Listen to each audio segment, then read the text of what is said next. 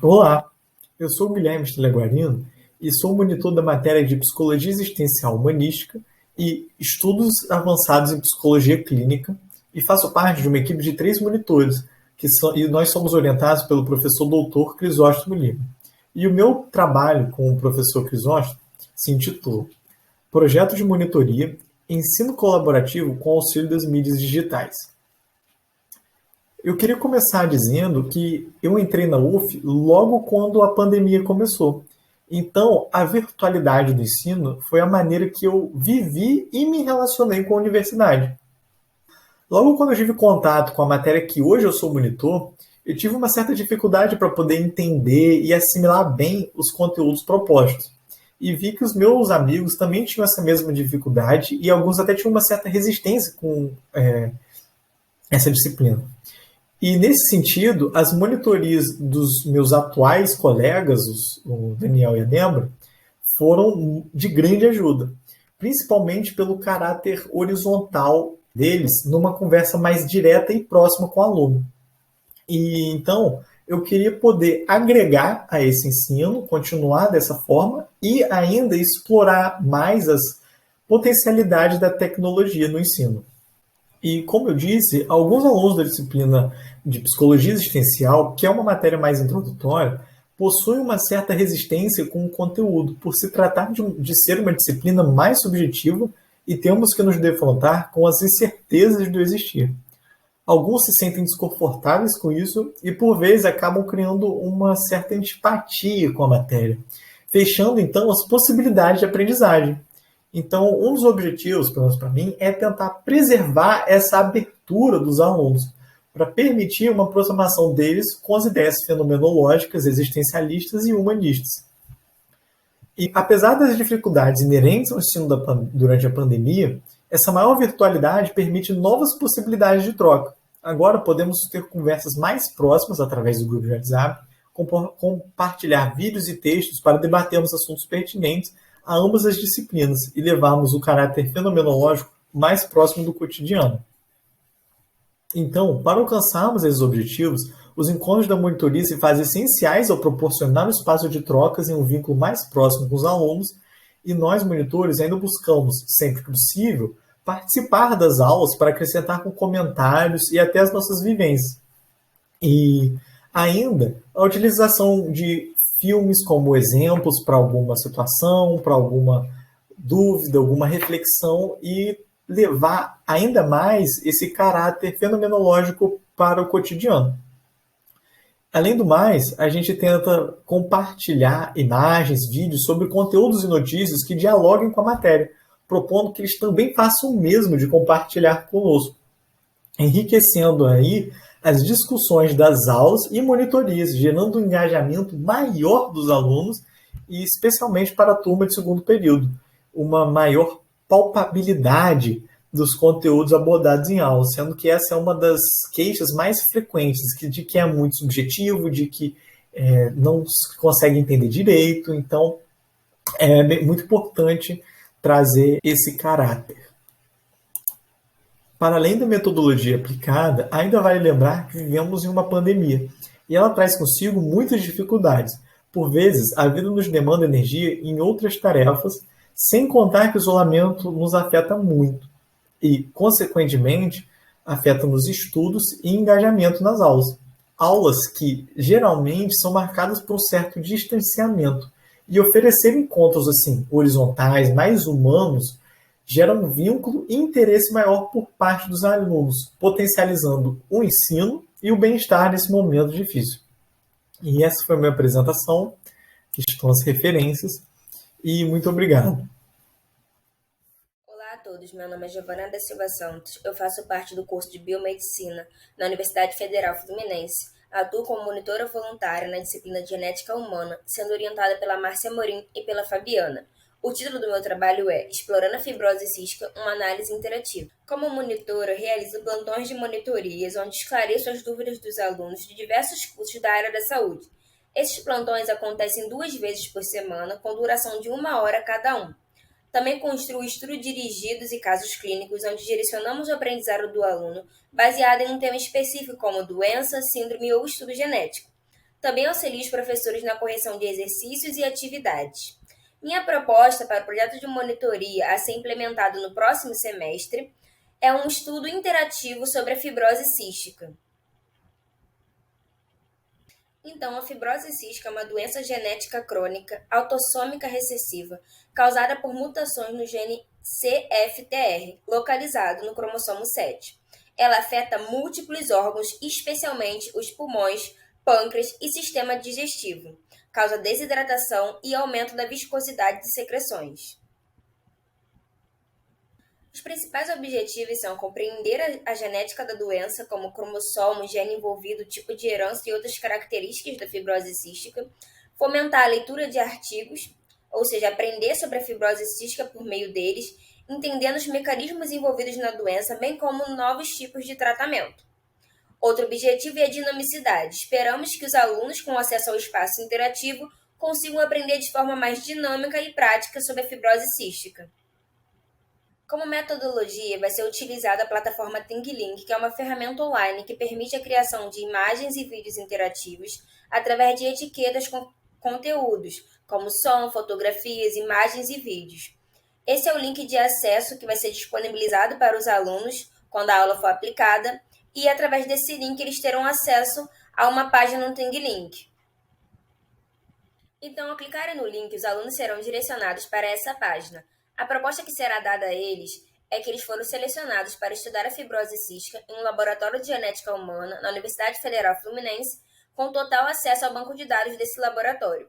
Então, ao clicar em cima da Universidade Federal Fluminense, eles serão direcionados para esse laboratório. E nesse espaço, os alunos terão acesso a diversas informações sobre a fibrose cística. Eles terão 1 hora para fazer essa análise interativa e os 40 minutos restantes da aula serão destinados a responder o questionário. Esse ícone, por exemplo, nos dá informações sobre o paciente A, como sexo, idade, raça e informações sobre a família dele. Esse outro ícone mostra a relação da fibrose cística com esse paciente, tendo observado a mutação no gene CFTR, localizado no cromossomo 7, bem como os sintomas clínicos apresentados pelo paciente. Essas informações sobre o paciente A serão importantes para os alunos conseguirem responder o questionário. Esse outro ícone são indicações de filmes sobre a fibrose cística, como A 5 Passos de Você e Demais para Mim, acompanhado de uma pequena sinopse e de onde eles podem assistir os filmes, bem como o trailer para os filmes. Esses dois ícones são referentes a artigos científicos onde os alunos poderão ler e aprender um pouco mais sobre a fibrose. Ao clicar nos ícones, os alunos serão direcionados aos artigos, que um fala sobre as características genéticas e fenotípicas da fibrose cística, e outro vai falar sobre as terapias gênicas com avanços, desafios e perspectivas envolvendo doenças como a fibrose cística. Os resultados esperados quando a aula for aplicada é que, através da atividade, os alunos serão capazes de aprender sobre a genética envolvendo a fibrose cística de forma interativa e mais didática. Eles serão avaliados por um questionário com 5 perguntas, tendo enfoque no tipo de herança, gene afetado, fenótipo e tratamento da fibrose cística. Esse será o questionário que os alunos responderão após a análise interativa e acesso aos materiais. Essa é a referência e obrigada! Olá, meu nome é Alicia e sou monitora voluntária de Geometria 2 desde julho de 2021.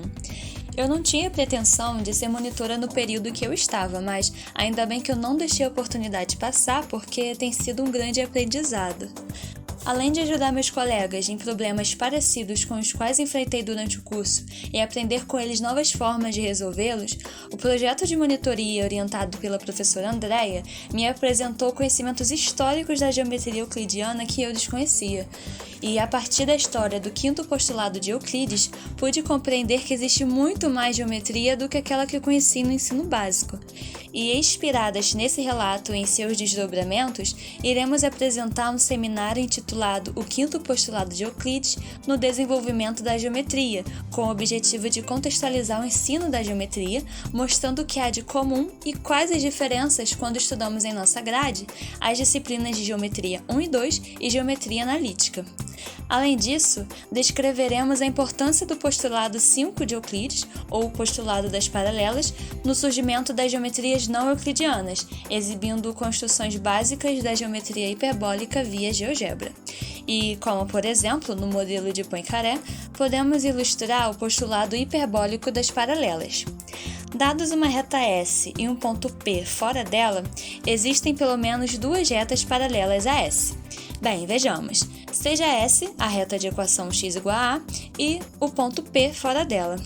Temos essa reta aqui, que passa por P e é paralela a S, temos essa outra e mais essa aqui, e poderíamos traçar infinitas retas desse tipo, todas passando por P e paralelas a S. Assim, com esse seminário, espero despertar maior interesse e compreensão da geometria. Quanto aos atendimentos no dia de monitoria, tenho usado o Google Meet para os encontros síncronos e o e-mail para tirar dúvidas de forma assíncrona. Para auxiliar nas apresentações do Meet, o software PointNet tem sido minha ferramenta de desenho e texto, mas por mais funcional que seja, não foi muito prático para dúvidas de construções geométricas, e por isso, no próximo período, usarei o software RoboCompass para me auxiliar com os conteúdos de construções nos atendimentos de monitoria. Por exemplo, vamos fazer uma construção de perpendicular no RoboCompass. Foram dados uma reta R e o ponto O fora dela, e queremos construir a reta perpendicular R que passe por O. Com o compasso, começamos construindo um arco de abertura qualquer, de centro em O, de modo que intersecte R em dois pontos, chamados de C e D. Em C, com uma abertura maior que a metade da medida do segmento CD, traçamos um arco, e com a mesma abertura, mas com a ponta seca em D, traçamos outro arco. Seja E o ponto de interseção entre esses arcos. A reta S, definida por O e E, é a reta que procuramos. E assim, espero que com os ajustes dos meus atendimentos e o seminário que ainda será apresentado, eu possa contribuir para o aprendizado dos alunos junto com as aulas dos professores na disciplina de Geometria 2. E é isso, muito obrigada por assistir. Olá, eu sou a Rafaela Moura, monitora da disciplina de Controle de Qualidade Físico-Química de Alimentos, orientada pela professora Maria Cláudia Novo Leal Rodrigues, e irei apresentar meu projeto de monitoria. O tema do meu projeto é atividades lúdicas como recurso didático no aprendizado da disciplina de Controle de Qualidade Físico-Química de Alimentos. Em relação à jornada do ensino-aprendizagem, tanto os docentes quanto os discentes trazem para a sala de aula diferentes pontos de vista e experiências vividas. E a partir disso, ocorre a construção de conhecimentos conjuntos, oriundos das trocas de saberes diante de problemas comuns. Assim percebemos que o papel da universidade é maior do que simplesmente a qualificação específica de algum ramo da ciência. A universidade, ela se vem sendo vista como um espaço que possibilita a agregação de inúmeros saberes heterogêneos. Logo, a sala de aula parece ser um ambiente propício para que metodologias ativas, como as práticas lúdicas, se apresentem com toda a sua potencialidade, a fim de contribuir à formação dos discentes. Em relação às motivações, eu como aluna percebo claramente o quanto as aulas contendo somente o ensino tradicional podem ser cansativas. Desta forma, tornar o compartilhamento desse conhecimento um momento agradável e lúdico cria condições propícias para a compreensão e entendimento dos conceitos a serem trabalhados. Além disso, destaco o quanto eu gostaria de ter presenciado as aulas dessa disciplina de modo lúdico. Logo, como monitora da disciplina, venho propor esse novo ambiente. Em relação aos objetivos, o objetivo desse projeto foi desenvolver atividades lúdicas como recurso didático para a aprendizagem da disciplina de Controle de Qualidade Físico-Química de Alimentos do curso de Farmácia da Universidade Federal Fluminense. Em relação à metodologia, para que fosse realizado esse projeto, foi elaborado um jogo de perguntas no estilo de jogo do Show do Milhão, no qual o discente lia a pergunta e escolheu uma resposta correta entre 4 alternativas em um período de 50 segundos. Vale lembrar que esse jogo apresentava ajudas, como dobrar o tempo, aumentar a pontuação da resposta e eliminar 2 alternativas. O jogo abordou o assunto de glicídios, em específico os princípios práticos de determinação de glicídios em alimentos. Esse tema foi escolhido devido ao maior grau de dificuldade pelos discentes. Posteriormente, para obter o grau de satisfação da proposta lúdica, foi disponibilizado um formulário para que os alunos que participaram do jogo pudessem opinar a respeito da atividade e assim verificarmos se esses tinham atingido os objetivos planejados, que era aprimorar o conhecimento do aluno, só que de forma prazerosa. Por fim, será realizado no segundo semestre o jogo final, no formato de bingo, na qual serão abordados de forma aleatória todos os conteúdos abordados na disciplina de Controle de Qualidade Físico-Química de Alimentos. Como falado anteriormente, para obter os resultados das propostas lúdicas, foi elaborado um formulário contendo algumas perguntas. Para este vídeo, foi selecionado algumas perguntas, como: em relação à disciplina de controle de qualidade físico-química de alimentos, qual entre os temas abordados houve maiores dificuldades? Vimos como resultado que houve empate entre glicídios e rotulagem de alimentos. Em relação aos assuntos abordados, qual tema você considera que seria interessante ter uma atividade lúdica? Vimos que 100% concorda que seria a rotulagem de alimentos. Em relação ao jogo, você gostou da dinâmica do quiz, jogo do milhão? 100% concordou que sim. Em relação à dinâmica, você acredita que o ensino lúdico pode agregar conhecimento ou prefere o estilo tradicional de ensino? O ensino lúdico funciona como um reforço mental para fixação ou associação de eventos ao conteúdo. Boa parte dos temas que não foquei o estudo foram melhor fixados através dos meus erros no show do milhão. Quando erro, tenho a tendência de memorizar melhor. Sim, especialmente na parte das técnicas empregadas nas análises. Ao analisar os resultados parciais, podemos observar que esse projeto seria crucial para a aprendizagem dos discentes, pois agregaria o conhecimento de forma dinâmica e agradável. Já para a disciplina, seria importante pois criaria um ambiente descontraído, propício para a troca de conhecimentos, e para mim, como monitora, seria gratificante, uma vez que deixaria um legado meu à disciplina. Assim, em relação à conclusão, é notório que tem se buscado uma nova proposta de ensino na universidade, de forma que o conhecimento científico gerado no ambiente acadêmico seja compartilhado de forma ativa e menos tradicional. Contudo, essa dinâmica ainda é um grande desafio devido ao conservadorismo prevalecendo nas práticas educativas. Só que deveríamos pensar que o mundo contemporâneo é marcado pela sociedade do conhecimento, logo nós temos acesso à informação de forma rápida e dinâmica. Então é preciso pensar em uma nova configuração de conhecimento assinalada pela interdisciplinaridade, pela ampliação da participação dos estudantes e na utilização de metodologias ativas, para que assim possa gerar uma aprendizagem significativa. Assim concluímos que ensinar não é transferir conhecimento, mas criar as possibilidades para sua produção ou sua construção. Quem ensina aprende ao ensinar e quem aprende ensina ao aprender. Essas foram as nossas referências. Obrigada.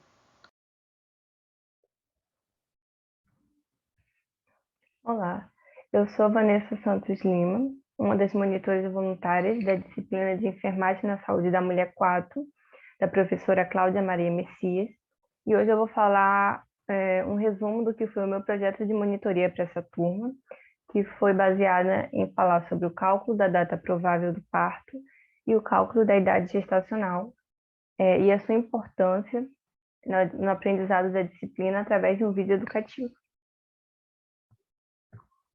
Bom, como eu falei, eu apresentei para a turma como era feito o cálculo da DPP e da idade gestacional e falei um pouco sobre a importância e de como é inserido esse assunto na consulta do pré-natal.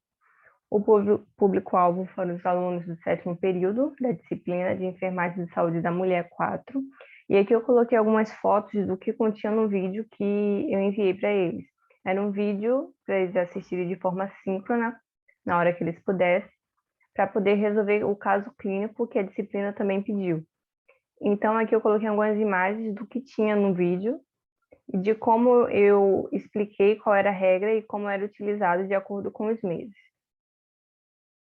Aqui eu coloquei mais algumas imagens. No vídeo eu explicava como era a regra da DPP de acordo com o mês, que eu coloquei, por exemplo, de abril a dezembro. Se calcula 7 no dia, subtrai 3 no mês. Então, eu apresentava a regra e logo depois eu colocava algumas questões para ele resolver. Como aqui, sabendo que a gestante compareceu no dia 1º de maio para sua consulta, como que seria calculada essa idade gestacional? Então, o vídeo foi todo dessa forma, de acordo com como está nas imagens. Minha motivação. Eu tive a ideia desse projeto depois que a disciplina de saúde da mulher tinha um caso clínico que cada grupo deveria resolver as questões. Em um desses casos clínicos, tinha uma pergunta de como calcular a DPP e a idade gestacional. E alguns alunos me procuraram porque ainda estavam com dúvidas ou não se lembravam mais como fazer esse cálculo.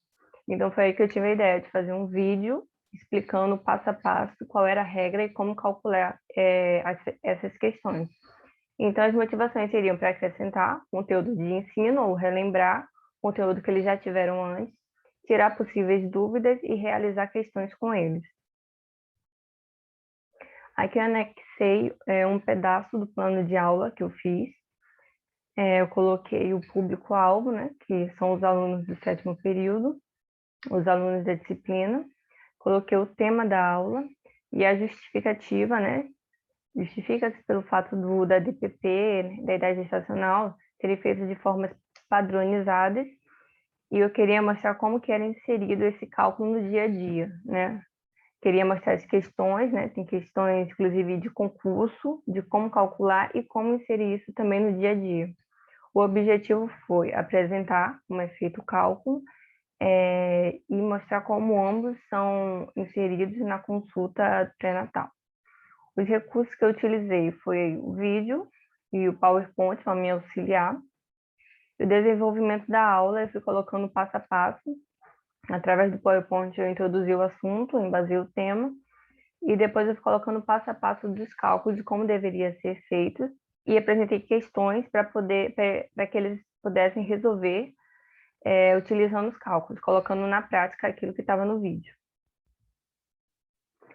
Os resultados parciais que eu consegui é que a turma apresentou a melhora na realização dos cálculos, de acordo, eles mesmos falaram que conseguiram sanar algumas dúvidas, relembrar outras coisas que já tinham esquecido, então acredito que tenha contribuído sim para a educação deles.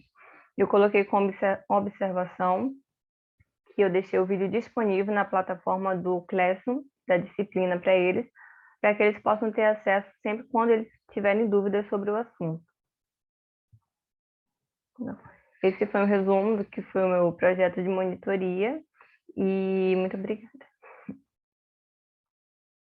Olá, meu nome é Guilherme Andrade Campos, eu sou monitor voluntário da disciplina de Neuropsiquiatria Infantil, que tem como professor responsável o professor Jairo Verne Júnior, e hoje eu vou falar sobre monitoria em tempos de EAD, novas formas de se pensar o ensino e aprendizagem. Como eu disse, eu estou na disciplina de Psiquiatria e Desenvolvimento Infantil para o curso de Medicina, mais especificamente para o 7º período, e durante o ensino remoto temos várias horas na frente do computador, né, tanto os alunos quanto os professores. E por conta disso, a motivação e o objetivo desse trabalho foi justamente buscar formas de inovar o processo de ensino-aprendizagem a fim de tornar ele mais dinâmico. E um dos resultados foi o podcast de psiquiatria infantil. Tanto monitores quanto professores participaram de todo o processo de criação do podcast, desde a escolha do elenco até a formação da programação. Nós tivemos 2 episódios, né? Algumas entrevistas, as entrevistas que nós realizamos com os professores foram feitas via áudios, através do WhatsApp. E a edição do áudio final do podcast foi feita pelo programa Audacity, que tem essa função de mixar uma faixa, né, de MP3, enfim, de áudio. E então nós fizemos o upload do arquivo com o podcast na plataforma do Classroom para toda a turma ter acesso. Como eu disse, nós fizemos 2 episódios, né? Um episódio falava sobre o núcleo primário, o outro episódio fala sobre a neurodiversidade. Ambos os temas são de extrema importância para a formação de psiquiatria infantil e para a formação médica. Nós pensamos nisso juntos, fizemos 2 entrevistas, uma com o professor Stefan e outra com o professor Jairo, e colocamos alguns outros arquivos dentro do podcast que estavam como domínio público.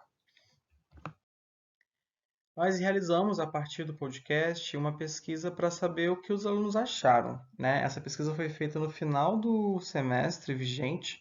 Os podcasts foram liberados um pouco na metade do semestre e um outro mais perto do final também. E dos 88 alunos que formam a turma do 7º período de medicina, apenas 39 responderam se queriam ou não participar. E dos que continuaram a pesquisa, apenas 35 continuaram respondendo, né? Então eu vou considerar aqui um total de 35 pessoas que responderam a pesquisa, sendo que dessas 35, 45% não ouviu nenhum dos 2 podcasts. Então a gente tem um espaço aí, uma amostra muito pequena. Quando perguntado sobre as aulas que esses alunos tiveram durante a graduação de medicina, a maioria respondeu que é importante, que tem uma boa relevância, que é satisfatória essas aulas.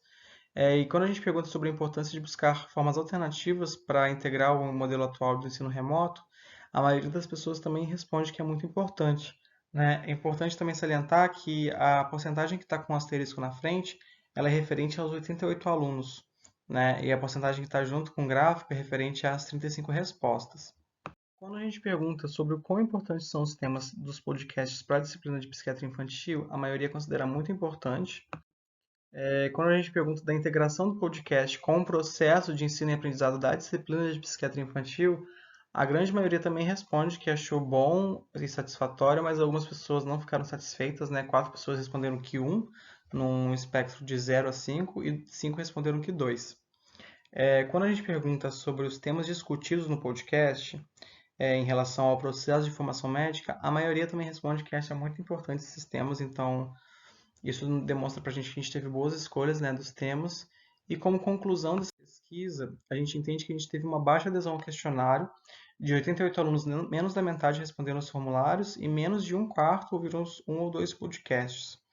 Dos que responderam, mais da metade considerou muito importante buscar novas formas de se pensar o ensino-aprendizagem dentro do ensino remoto, e a maior parte dos alunos que participaram da pesquisa consideram importantes ambos os temas discutidos no podcast e acreditam que a atividade foi bem integrada tanto ao módulo de psiquiatria infantil quanto ao ensino e aprendizado do curso de medicina.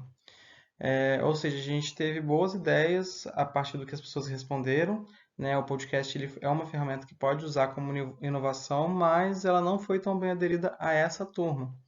Em uma das respostas em extenso, um dos alunos até sugeriu outro programa que faz um vídeo animado. Não seria a ideia do podcast, mas seria uma ideia também para inovar no ensino, no processo de ensino e aprendizado. E enquanto monitor, né, de psiquiatria infantil, nesse próximo semestre, a gente vai buscar outras formas, além de tentar também integrar de forma mais efetiva o podcast à grade semanal da disciplina. Muito obrigado pela atenção de todos, espero que todos tenham um ótimo dia. Essas são as referências e até a próxima. Olá, vou apresentar o vídeo da 23ª semana de monitoria, referente às disciplinas de Patologia Geral 5 e MICA 1. Eu me chamo Ana Luísa e sou aluna do 7º período do curso de Medicina da UF. Eu vou começar apresentando a introdução, depois motivação e objetivos, metodologia, resultados parciais e, por fim, as referências. Introdução. O nome do projeto de monitoria é a utilização de casos de necrópsia do AP como material didático e integrador de conteúdos, e engloba as disciplinas de Patologia Geral 5 e Medicina Integral da Criança e do Adolescente 1, que são do 4º e do 5º período do curso de Medicina. Bom, a patologia é a ponte entre a ciência básica e a prática clínica, por meio de estudo das alterações estruturais e funcionais nas células e tecidos, introduzindo conceitos de processo de lesão e doença e reação tecidual, já no 4º período, e associado ao raciocínio clínico no 5º período. Pensando no contexto do ensino remoto, tornou-se necessário o uso de ferramentas inovadoras na área da educação, a fim de superar os desafios presentes nesse modelo de ensino. Então, o nosso projeto auxilia na integração da patologia com casos clínicos reais, e assim o aprendizado fica muito mais dinâmico para o aluno e ele consegue compreender melhor a importância da disciplina na sua formação. Motivação e objetivos. Desde o início da graduação, eu tenho o gosto por ensinar, e eu também tenho o desejo de seguir carreira acadêmica no futuro. Então, na monitoria, eu vi uma oportunidade de aprender mais sobre a docência pelo contato mais próximo com a experiência dos professores e pelo contato com outros alunos também. E, além disso, adquirir novos conhecimentos e habilidades, além do currículo tradicional, aprender a trabalhar em equipe e ajudar outros alunos da graduação. E os objetivos do projeto são a produção de material didático interativo, revisar os principais tópicos da disciplina, testar os conhecimentos dos alunos adquiridos ao longo do curso e identificar e sanar as dúvidas mais recorrentes. Então, nós fizemos postagem no Instagram com os temas abordados na disciplina e os alunos podem acessar o conteúdo de maneira dinâmica e ilustrativa, e também participamos na discussão de casos clínicos nos encontros síncronos da disciplina, e nós podemos abordar a nossa visão sobre o tema da aula enquanto alunos do ciclo clínico, e também podemos correlacionar com a nossa própria vivência e até mesmo com outras disciplinas que já passamos. A nossa atividade mais recente foi a elaboração de um quiz no Instagram para revisar o conteúdo do curso, e tivemos uma boa adesão dos alunos, e assim podemos mapear o aprendizado e os principais tópicos que eles tiveram dificuldade. Então, no próprio aplicativo do Instagram, nós temos acesso aos dados de alcance e impressões. Nós tivemos o alcance de 147 contas, 773 impressões e 55 visitas ao perfil logo após a realização do quiz. E o aplicativo do Instagram também mostra quais as opções os alunos mais marcaram nas perguntas, então nós podemos identificar quais foram os erros mais frequentes. Por exemplo, na questão 1, muitos alunos ficaram em dúvida e marcaram a letra A. Então, a partir disso, nós podemos elaborar estratégias para revisar esse conteúdo e consolidar o aprendizado. Essas são minhas referências. E muito obrigada pela atenção. Bom dia a todos. Eu me chamo Camila Almeida e eu sou monitora voluntária da disciplina de Toxicologia Veterinária e Plantas Tóxicas, sob orientação do professor Luiz Keller. E agora eu vou dar início à minha apresentação da 23ª semana de monitoria da UF. Primeiramente, o projeto que eu participo é o desenvolvimento da docência em toxicologia veterinária e as metodologias de ensino remoto. A partir disso, tivemos que nos adaptar às novas plataformas online, mudando assim a maneira de dar aula, analisando o aprendizado e também criando novas práticas pedagógicas que sejam inovadoras. E também é importante destacar que tivemos que também aumentar o contato dos alunos com os professores e os monitores. Como monitora, podemos citar algumas atividades realizadas, tais quais a atualização do material didático, como PDF e materiais complementares, apontamento sobre a sala de aula do Classroom, a realização de estudos dirigidos no Google Forms para avaliar o conhecimento pós a aula, a criação de mapas mentais sobre zootoxinas e também a criação de jogos de tabuleiro online sobre plantas tóxicas, tendo uma assimilação de conteúdo direta e interativa. Os resultados que obtivemos são divididos em contínuos e em desenvolvimento. Os contínuos foram a revisão e atualização do material disponibilizado na disciplina, o levantamento bibliográfico, a organização da sala do Classroom, sendo mais direta e mais fácil dos alunos mexerem, o auxílio nas avaliações dos seminários e também a retirada de dúvida dos alunos nos grupos do WhatsApp. Enquanto as atividades em desenvolvimento são a criação de mapas mentais pelo site Lucidchart, a realização de uma aula sobre zootoxinas de vertebrados e invertebrados e também a aplicação do jogo de tabuleiro, que está sendo feito no PowerPoint e o tema é plantas tóxicas. E nesse jogo, ele pode ser tanto jogado em grupo como em duplas e pode ser apresentado de forma assíncrona ou então após a aula síncrona.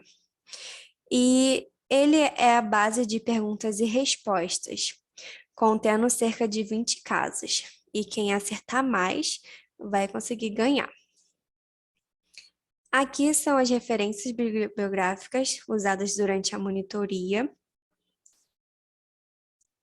E assim eu encerro minha apresentação. Muito obrigada. Olá, meu nome é Nara da Silva Juvita, eu sou monitora voluntária, vinculada ao projeto Processo Civil, aproximando teoria e prática, que está vinculado ao Departamento de Direito Processual da Faculdade de Direito da UF, Polo de Niterói.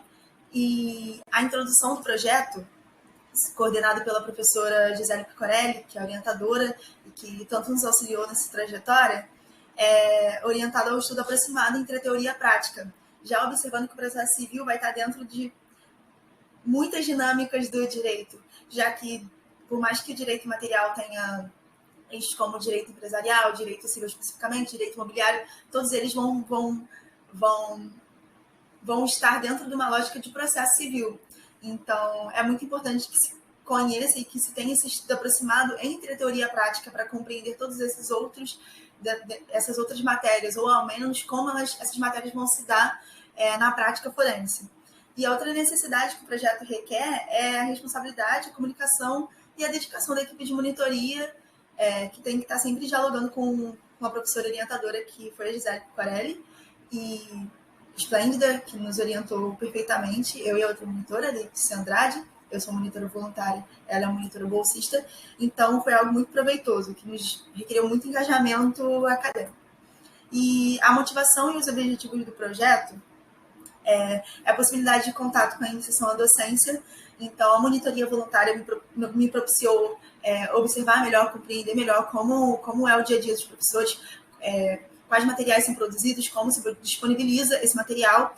E isso tudo veio muito de um estímulo e um engajamento muito grande da professora Gisele Corelli, que tem um vigor acadêmico muito grande, muito estimulante, muito inspirador trabalhar com ela, uma orientadora magnífica, e a possibilidade de apresentação e aprendizagem dos conteúdos concernentes ao processo civil, aos temas das aulas, desenvolvimento da fala e escrita, e, por consequência disso, também o desenvolvimento de uma cadeia lógica didática dentro das aulas, dentro dos diálogos com os estudantes. E a metodologia da monitoria consistia na apresentação de aspectos doutrinários, jurisprudenciais ou exercícios durante as aulas. Então, se faziam slides em que os principais tópicos eram que a professora conversava com a gente para a gente abordar eram apresentados para compreender-se bem cada instituto, de onde cada instituto veio, o que pensam os juristas, como isso é aplicado nos tribunais, algo muito proveitoso. A metodologia, outra metodologia utilizada era a disponibilização de lista de exercícios e também de posterior resolução junto com a turma. Então, como eram duas disciplinas de 60 horas, em algum determinado dia se marcava com a turma para que a turma, no horário da aula, entrasse na sala do Google Sala de Aula, do Meet, no caso, para que a gente fizesse junto os exercícios. Algo que foi muito proveitoso, porque a gente pôde conversar, pôde dialogar, pôde tirar dúvida, realmente muito bom. A outra metodologia de dinâmica de interação com a turma foi a possibilidade de fazer exercícios pela plataforma Kahoot, onde a gente montava as questões, colocava as opções de resposta, você tem a modalidade, por exemplo, de verdadeiro ou falso, e isso foi bem legal, até de interação. Então, aqui eu coloquei o resultado da brincadeira sobre o tema de coisa julgada, em que a estudante Isabel venceu os quizzes e tudo mais. Então, isso foi bem interessante, era um diálogo e a turma podia ver na prática de uma forma lúdica. Então, era outra metodologia de apresentação e de formas de se dar a monitoria, né? Se concretizava. E os resultados parciais do projeto foram a compreensão sobre a necessidade de apresentação dos tópicos da disciplina sobre diferentes formas, abordagem doutrinária, abordagem prática, reflexão sobre o instituto jurídico, como ele foi desenvolvido, a sua finalidade, como também inserir e atualizar conteúdo no sala de aula, e a verificação da importância da monitoria para a resolução de exercícios, para maior abertura de conversas e também de material, para que a turma toda conversasse sobre os temas. E isso foi bem interessante também. E a referência que eu utilizei sobre o vigor acadêmico está em tela, e eu agradeço muito pela oportunidade de falar. Tenham todos um bom dia, boa tarde, boa noite. Bom dia, eu sou o monitor voluntário Hugo Revelo, com os professores orientadores Camila Beira e Isabela Valadão, no projeto de monitoria de materiais de construção de 2, práticas laboratoriais. Então, vamos começar. O projeto de monitoria de 2021 sofreu com um contexto ligeiramente diferente, pandemia de Covid, e teve certas mudanças no ensino, como as aulas passaram a ser online, as avaliações foram mudadas para síncronas, e presença passou a não ser obrigatória. E, com isso, vemos a importância da monitoria. A disciplina de materiais do Construção 2 atualmente engloba 3 turmas, geralmente na segunda e terça de manhã, e no total 25 alunos.